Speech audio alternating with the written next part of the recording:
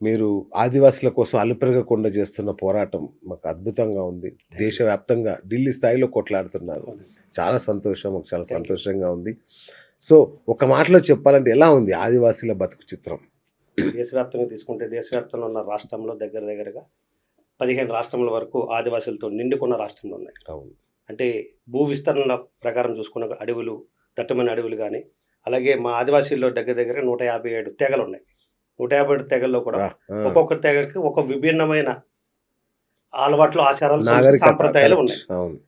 అదే విధంగా మన రాష్ట్రం అంటే తెలంగాణ, ఆంధ్ర తెలంగాణ, 2 ఆంధ్రప్రదేశ్. రాష్ట్రంలో మనం గనక తీసుకున్నట్టయితే ఆంధ్ర రాష్ట్రంలో అంటే బైఫర్కేషన్ తర్వాత ఆంధ్ర రాష్ట్రంలో మాకు ఇక్కడ అరకు కాడ నుంచి అరకు, కుర్బం, సాలూరు, పార్వతీపురం, పాలకొండ, పాడేరు, ఇటు బెల్ట్ వస్తే రంపచోడవరం, ఇలా పోలవరం. అలాగే మన అక్కడ తీసుకుంటే ఖమ్మం నుంచి ఆదిలాబాద్ వరకు.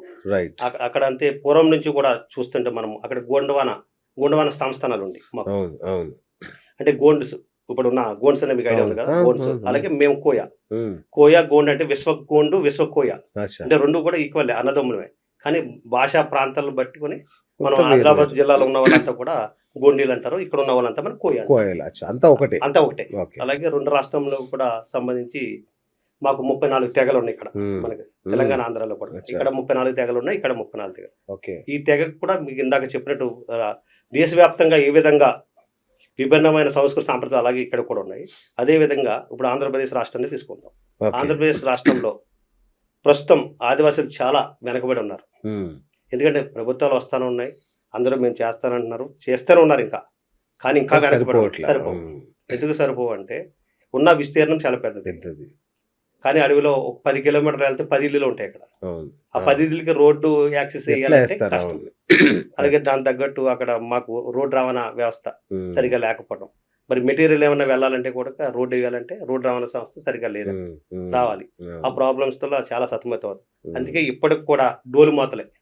చాలా చూస్తున్నారు కదా! మీ మీడియాలో చాలా దగ్గర అవును. దగ్గర చూస్తున్నారు. అవును. ఇవన్నీ కూడా సక్రమణ మార్గంలోకెళ్ళి మొత్తం మన్యం ప్రాంతాలన్నీ సుభిక్షంగా ఉండాలంటే దీనికొక కొత్త రకమైన ఒక ప్రణాళిక తయారు చేసుకుంటే గాని ముందుకెళ్ళలేం. అభివృద్ధి పేరుతో జరుగుతున్న విధ్వంసం ఒకవైపు, ఆదివాసులు తమ తన ఉనికి కోసం సాగుతున్న పోరాటం ఒకవైపు.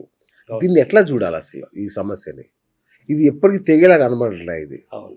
అంటే ఆదివాసీలు పూర్వకాలం నుంచి కూడా కొండపొడి వ్యవసాయం మీద ఆధారపడి జీవిస్తున్నారు. అవును.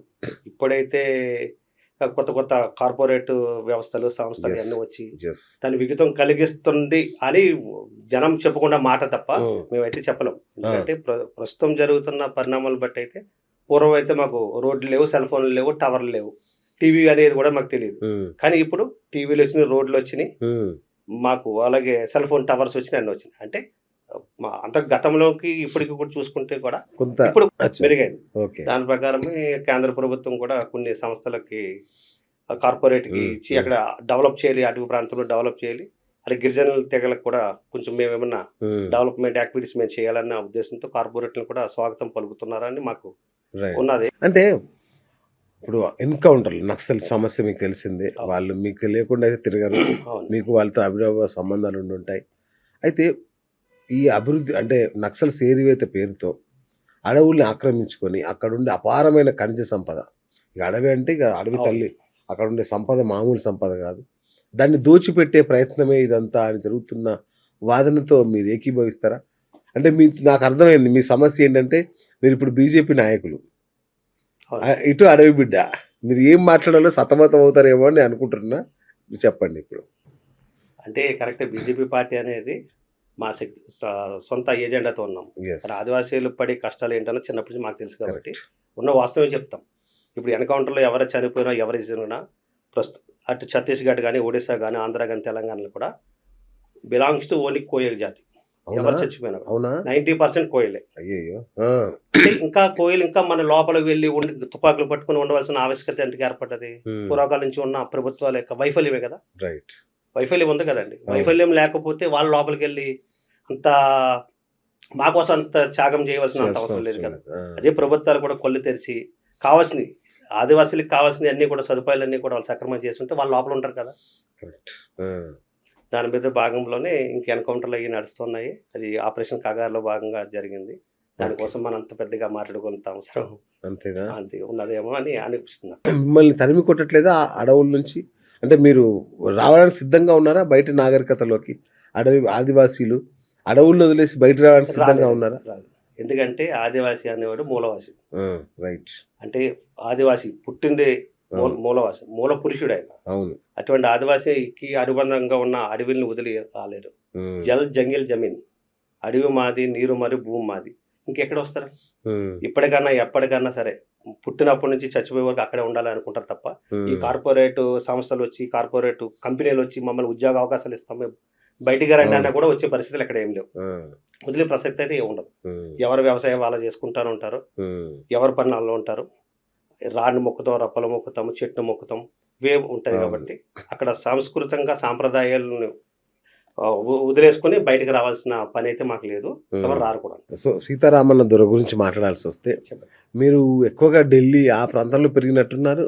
ఆ! మీకు తెలుసా ఈ ఆదివాసీ సమస్యలు? అంటే మీరు నిజంగా అడవి బిడ్డేనా? లేదంటే ఢిల్లీ బిడ్డేనా మీరు? ఎందుకంటే మిమ్మల్ని ఢిల్లీ బాబు అని గూడా పిలుస్తారు గదా! అవునండి. ఏంటి అసలు మీరు? అంటే యాక్చువల్‌గా నా పేరు సీతారామన్న దొర. ఓకే. కారం సీతారామన్న దొర. నేను చిన్నతనంలోనే మాకు పేదరికం వల్ల నన్ను కాపు తెగలు, కాపు కమ్యూనిటీ ఆ! అంటే వాళ్ళు నన్ను చిన్నప్పుడు చదివించడం దత్తత తీసుకొని చదివించినారు. అచ్చా! దాంట్లో భాగంగా నేను బాగా చదువుకుంటాము.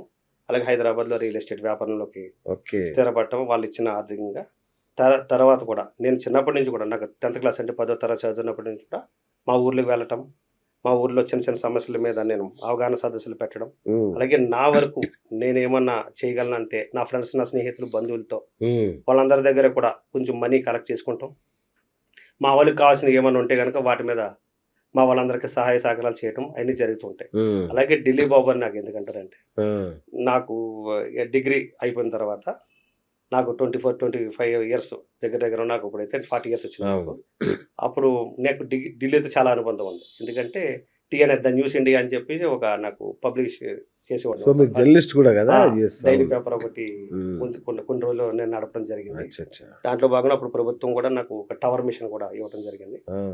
అప్పుడు పబ్లిష్ చేస్తూ ఉన్నాను. అదే తరుణంలోనే ఇండియన్ పొలిటికల్ అనాలిసిస్ టీమ్ అని చెప్పేసి నేనే ఒక ఫార్మ్ చేసి ఆ! ఈ రాష్ట్రంలో ఉన్న పొలిటికల్ సర్వేస్ ఎలా చేయాలి ఏంటన్న దాని మీద అవగాహన కోసం దగ్గర అచ్చా! దగ్గర ఒక 10 ఇయర్స్ ఢిల్లీలో ఉండి కొంచెం ఆహా! ట్రైన్ అయ్యి అక్కడ ఓకే.